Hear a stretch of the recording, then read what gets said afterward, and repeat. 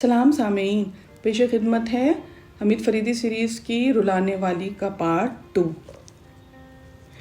हमीद की कुछ समझ में नहीं आ रहा था कि वो क्या करे। उसको इतनी ज़्यादा बोरियत हो रही थी कि वो वापस से फिर डाइनिंग हॉल में आकर बैठ गया था। बोरियत बढ़ती जा रही थी। सोचा चलो कासिम को बुला लेते हैं, उसके बाद देखें कि क्या होता है। काउंटर से उसे फ़ोन किया, घर ही में मौजूद था। छूटते ही बोला, अरे मैं इस वक्त नहीं आ सकता। क्यों? मेरी बेगम एक उस्तानी से एम्ब्रॉयडरी का काम सीख रही हैं।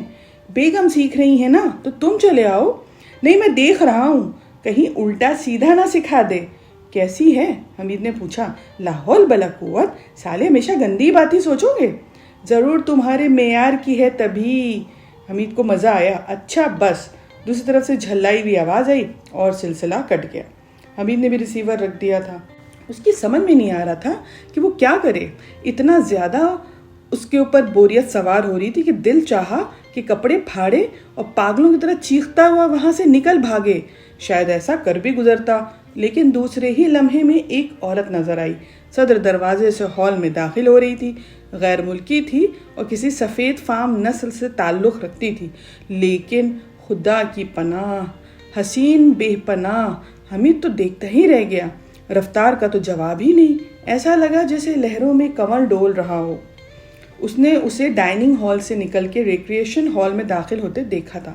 नज़रों से ओझल हो गई थी, लेकिन उसके बाद भी ऐसा महसूस हो रहा था जैसे वो हल्के हल्के हिलोरे लेती हुई बढ़ती जा रही हो। दफतन किसी की सरगोशी पे वो चौंका। मुड़कर देखा तो मैनेजर था।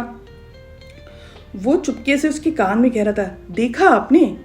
हमीद ने कहा, हाँ। अरे कर्नल साहब भी। उसने मैनेजर की बौखलाई हुई सी आवाज़ सुनी और हमीद उसी की तरफ मुड़ा। फरीदी पे नज़र पड़ी। वो भी सदर दरवाजे से दाखिल होके उसी की तरफ आ रहा था। हमीद ने होठ भींच लिए और मैनेजर को इस तरह घूरने लगा जैसे मार बैठेगा। शायद उसकी इस हरकत की बिना पे फरीदी सीधा उसी की तरफ आ गया था। क्या बात है? उसने नीचे से ऊपर तक हमीद का जायज़ा लेके पूछा। आपका कुछ नहीं जनाब, मैनेजर हकलाया। तो फिर? कुछ नहीं जनाब आली, मैनेजर ने कहा। तेज़ी से अपने ऑफिस की तरफ मुड़ गया। हमीद अब फरीदी की आंखों में देख रहा था। फरीदी के चेहरे पे गहरी संजीदगी थी। दफतन उसने गुर्राई हुई सी आवाज़ में कहा, मैं तुम्हारे ऑफिसर की हैसियत से हुक्म देता हूँ कि यहाँ से फ़ौरन चले जाओ। कुछ देर बाद लान की खुली हुई हवा में हमीद को होश आया, वरना उसे तो याद ही नहीं कि वो हॉल से बाहर कैसे आया। खुद आया था या? उसने दो चार गहरी गहरी सांस ली और बौखला के चारों तरफ देखने लगा। गालिबन वो खुद ही यहाँ तक पहुँचा था। उसने सोचा, आखिर इस तरह ताव खाने की क्या ज़रूरत थी कि होशो हवास ही खो बैठा। लेकिन फरीदी का तोहमाना अंदाज शायद वो अपने अंदर इजहार तनफ़ुर भी रखता था। गालिबन वो समझ गया था कि मैनेजर ने उसे उस औरत के बारे में ज़रूर बताया है। तो फिर क्या फिर उसे इस तरह पेश आना चाहिए था? इस तरह एक बार फिर उसकी मुट्ठियां भिज गईं और बढ़ते हुए गुस्से के असर से जहन कलाबाजियां खाने लगा। अच्छी बात है फरीदी साहब, उसने सोचा, अगर आप बहके हैं तो मेरे हाथों आपको काफ़ी परेशान होना पड़ेगा। फिर उसे वो औरत याद आ गई। अच्छी बात है फरीदी साहब, उसने फिर कहा। पार्किंग शेड से उसने अपनी मोटरसाइकिल निकाली और चल पड़ा। कुछ देर बाद भरी पूरी सड़क से गुजरते वक्त उसने पब्लिक टेलीफोन बूथ के करीब मोटरसाइकिल रोकी और उतर के बूथ में आया। दूसरे ही लम्हे वो हाई सर्कल नाइट क्लब के मैनेजर के ऑफिस का नंबर डायल कर रहा था। हेलो, मैं तुम्हारा मुखलिस तरीन दोस्त बोल रहा हूँ, यानी ओह कप्तान साहब। हाँ प्यारे, बताओ क्या अहवाल है? अभी मैंने रिक्रिएशन हॉल में देखा, वो दोनों अलग अलग मेज़ों पे तन्हा बैठे हैं और वो नजमुद्दौला के फर्जंद रशीद, वो तो कहीं नज़र नहीं आते। दोनों मेज़ों के दरमियान कितना फासला होगा? हमीद ने पूछा। इतना फासला कि कुछ भी नहीं हो सकता, उसने जवाब दिया। फिर भी 2 मेज़ें हायल हैं बीच में।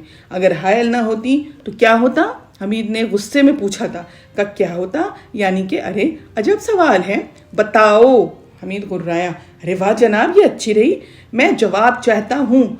अच्छा तो वही होना चाहिए जो होना था। गालिबन मैनेजर को भी गुस्सा आ गया था। क्या बक रहे हो? हमीद चीखा, लेकिन दूसरी तरफ से सिलसिला कट गया था। हमीद ने दांत पीसे और रिसीवर रख दिया। थोड़ी देर खामोश खड़ा रहा, फिर दूसरे सिक्के से नंबर डायल किया। खफा हो गए प्यारे दोस्त, आप ऐसी बातें ही करते हैं। تھوک تو غصہ میری جان، ایسی سہانی راتیں بار بار نہیں آتی. جی یعنی آپ تو بقول شاعر. خیر سنو بات سنو.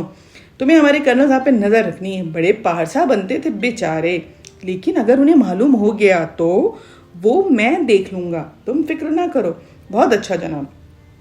حمید نے سلسلہ کاٹ کے بوتھ سے باہر نکل آیا، لیکن اب اس کی سمجھ میں نہیں آ رہا تھا کہ اسے کیا کرنا چاہیے. وہ لڑکی کچھ عجیب سا انداز رکھتی تھی، اس کی آنکھیں کتنی پراسرار تھی. پھر بھی اس کے بارے میں سوچنے لگا.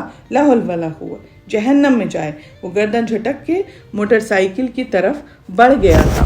اس خوبصورت داستان کو یہیں پہ ختم کرتے ہوئے آپ سے گزارش کرتے ہیں کہ اگر سبسکرپشن آلریڈی آپ کر چکے ہیں تو پھر چینل کو چیک بھی کر لیا کیجیے، اور اگر آپ کو انداز بیان کچھ بھی مناسب لگے، اچھا لگے تو لائک کر دیں. کامنٹ میں بتائیں کہ یہ بک آپ کو ابھی کیسی لگ رہی ہے.